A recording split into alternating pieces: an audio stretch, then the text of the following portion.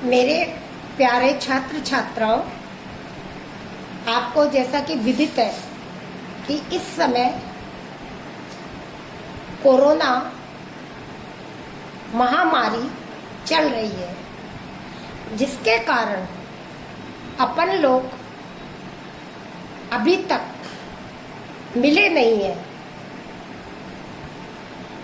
लेकिन आप लोगों का सिलेबस समय पर पूर्ण हो जाए, जिसके लिए हम लोगों ने ऑनलाइन पढ़ाई शुरू करवाई है, जिससे बच्चों का किसी भी तरह का नुकसान नहीं हो। किसी भी चीज की शुरुआत करने से पहले इंट्रोडक्शन दिया जाता है, तो मैं आपको अपने बारे में बताती हूँ। मेरा नाम डॉक्टर नीता अवस्थी है। मैं भूगोल की सह आचार्य हूँ। राजकीय कला महाविद्यालय में मैं हूँ। आपका थर्ड ईयर जी का सेक्शन मेरे को मिला है। थर्ड ईयर जी में आपके थ्योरी के जो पेपर है वो मैं पढ़ाऊंगी। थर्ड ईयर में 2 पेपर हैं, एक भारत का भूगोल और दूसरा एशिया का भूगोल। आपको पता ही है, भूगोल कंपटीशन की दृष्टि से भी बहुत अच्छा विषय है। अतः यदि अपन इन दोनों ही पेपरों का अच्छी तरह अध्ययन करेंगे तो हमें इस विषय की जानकारी तो पूरी तरह मिलेगी ही, साथ में हम कंपटीशन के एग्जाम में भी आगे काफी उन्नति कर सकते हैं। यानी कंपटीशन के एग्जाम में हम विजय हो सकते हैं। लेकिन ये सब कार्य तभी हो सकते हैं जबकि हम उस विषय का भली भांति अध्ययन करें। तो मैंने आपको बताया कि मुझे थर्ड ईयर जी सेक्शन मिला है। सबसे पहले मैं आपको भारत का भूगोल जो आपका पेपर है उसकी शुरुआत कराऊंगी। देखिए, यदि आपको जिस उद्देश्य को लेकर चले हैं कि हमें आगे निकलना है, अच्छी पोस्ट लेनी है, कंपटीशन का एग्जाम फेस करना है और अच्छे नंबर प्राप्त करने हैं, तो बहुत सी बातें हैं जो आपको शुरुआत में मैं बताना चाहती हूँ कि किस तरह आप अच्छे अंक प्राप्त कर सकते हैं। जैसे नंबर, कई बार छात्र छात्राएं ये कहते हैं कि हमने पेपर बहुत अच्छा किया था लेकिन पता नहीं नंबर कैसे कम आ गए। ये नंबर कम आने के कई कारण होते हैं। बच्चों, जैसा कि आपको पता है कि एग्जाम में सभी छात्र बैठते हैं, एक ही क्वेश्चन को अलग अलग छात्र अलग अलग तरह से लिखते हैं, तभी नंबर अच्छे आ सकते हैं। कोई भी क्वेश्चन, मैं आपको उदाहरण दे रही हूँ, मान लीजिए आपका जलवायु का क्वेश्चन है, आपके छात्र का ए वो भी वही बात लिख रहा है, बी भी वही बात लिख रहा है, सी भी वही बात लिख रहा है, तो आप बताइएगा कि एग्जामिनर किसको ए श्रेणी के नंबर देगा, किसको बी श्रेणी के नंबर देगा, किसको सी श्रेणी के नंबर देगा। यानी तीनों का यदि मैटर एक सा है तो तीनों ही बच्चों के नंबर एक से आएंगे। तो हमें अपने क्वेश्चन में का उत्तर देने से पहले बहुत सी बातों की जानकारी होनी चाहिए, तभी हम अच्छे अंक प्राप्त कर सकते हैं। जैसे नंबर 1, भूगोल आपका ऐसा सब्जेक्ट है जिसके अंदर यदि आप मैप देंगे, डायग्राम देंगे, चित्र देंगे तो आप अंक अधिक प्राप्त कर सकते हैं। अब मैप और चित्र देने से आपको कई फायदे होंगे। नंबर 1, मैप से कोई भी एग्जामिनर आपकी कॉपी खोलेगा तो उसको अलग ही पता पड़ जाएगा कि इस बच्चे को ज्योग्राफी का ज्ञान है। डायग्राम देंगे, आपका डायग्राम से किसी भी चीज का प्रोडक्शन दिखाना है या कुछ भी आपको जनसंख्या दिखानी है तो डायग्राम को पढ़ने का तो एग्जामिनर को बाद में सोचेगा, पहले तो आपके मैप और डायग्रामों को देखकर ही वो प्रभावित हो जाएगा। अतः आप जो भी क्वेश्चन करें उसमें यदि जहां तक संभव हो मैप और डायग्राम दे। दूसरा, मैप और डायग्राम से आप कोई भी क्वेश्चन समझा रहे हो वो एग्जामिनर अच्छी तरह समझ लेगा। दूसरा, ये चित्र देने से आपको उस विषय को उस चीज को समझाने में, जो भी टॉपिक आप जो क्वेश्चन है उसको समझाने में आपको लिखना कम पड़ेगा और चित्र के माध्यम से आप उसको समझा देंगे तो आपका राइटिंग भी अच्छा आएगा।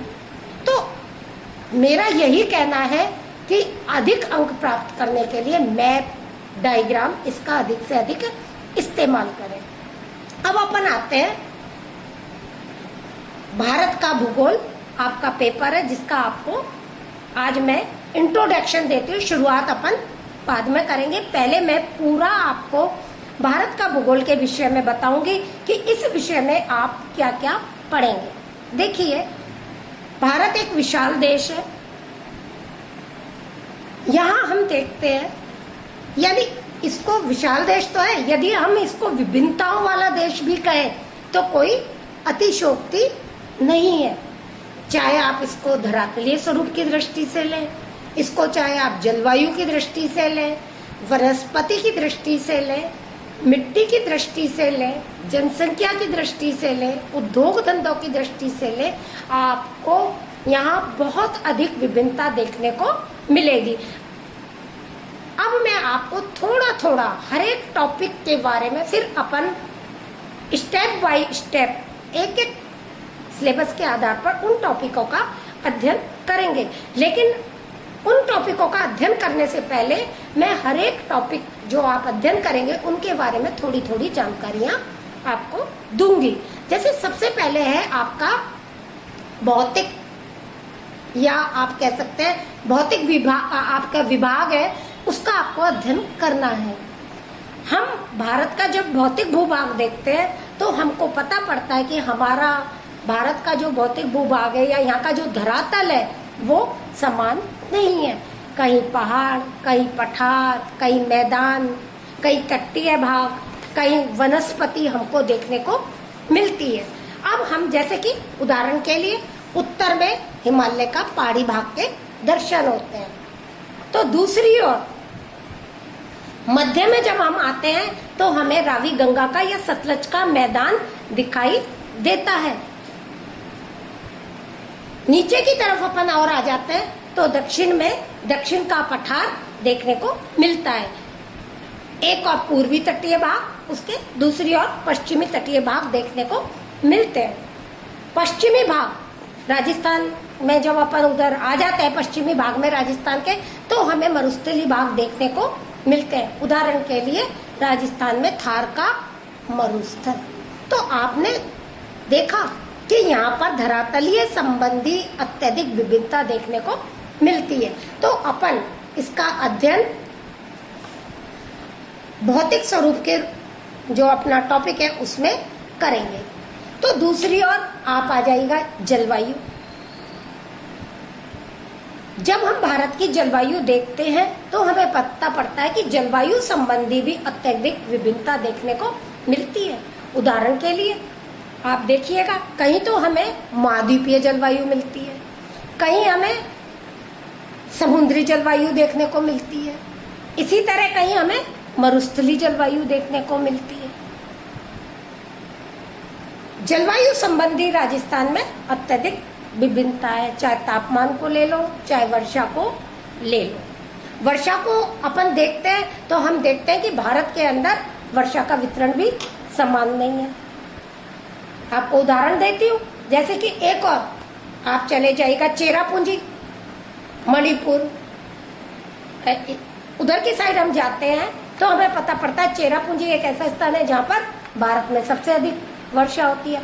तो राजस्थान के मरुस्थलीय भाग में चले जाओ, जहाँ वर्षा नाम मात्र को होती है और कई बार तो होती नहीं है। अब आप आ जाइएगा, मिट्टी को ले लीजिएगा। भारत के अंदर मिट्टी है वो एक सी नहीं है।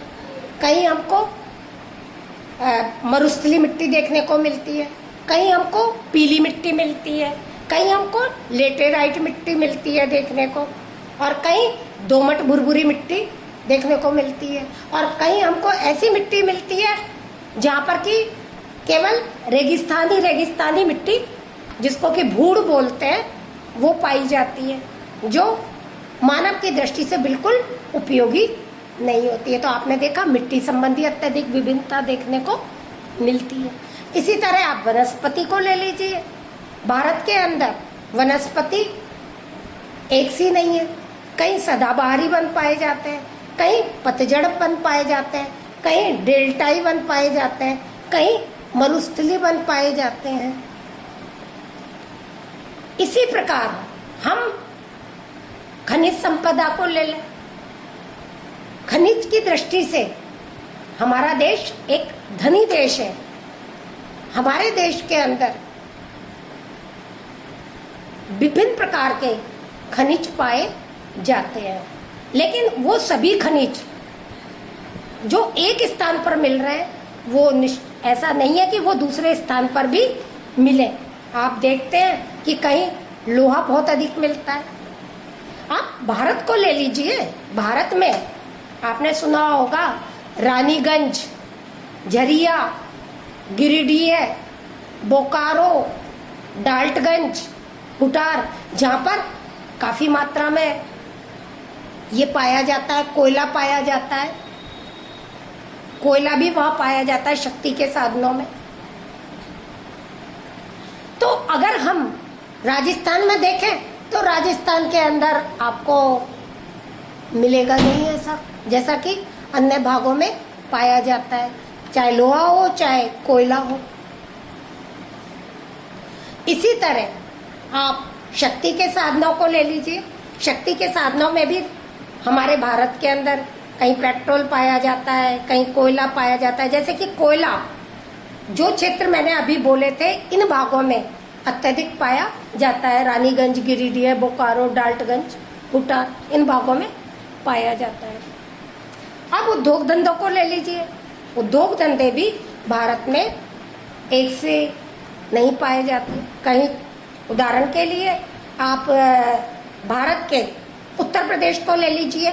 चीनी उद्योग बड़े पैमाने पर वहाँ पर पाया जाता है। चीनी उद्योग की बड़ी बड़ी मिलें हैं। कहीं अपन महाराष्ट्र, गुजरात इधर की तरफ आ जाएंगे तो आप देखेंगे कपड़ा उद्योग, सूती वस्त्र उद्योग बड़े पैमाने पर है। पश्चिम बंगाल इधर की साइड में आ जाएंगे, जूट उद्योग देखने को मिलेगा।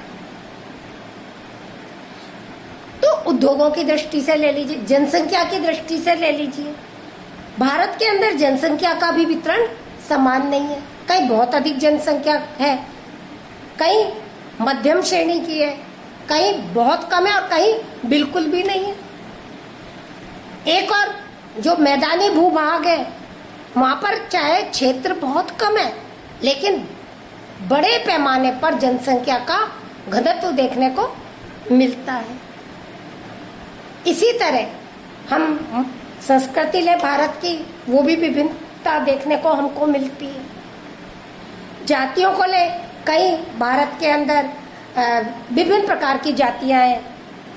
कहीं भील है, कहीं मीणा है, कहीं अन्य और जातियां हैं, नागा जाति हैं। तो कहने का तात्पर्य यह है कि भारत एक विभिन्नताओं वाला देश है। चाहे हम यहाँ की भौतिक भूभागों को लें, चाहे यहाँ की मिट्टी को लें, यहाँ की जलवायु को लें, यहाँ की वनस्पति को लें, यहाँ के खनिजों को लें, यहाँ की शक्ति के साधनों को लें, हमें अत्यधिक विभिन्नता देखने को मिलती है। तो ये है अब अब अपनी जो ये क्लास है जी सेक्शन की है, ये थ्योरी के पेपर हैं जो मुझको मिले हैं। ये प्रतिदिन आपकी क्लास चलेगी और आप मेरी ये क्लास अटेंड करें ऑनलाइन, जिससे कि आप लोगों की कोई समस्या हो तो वो आप मुझसे शेयर करें।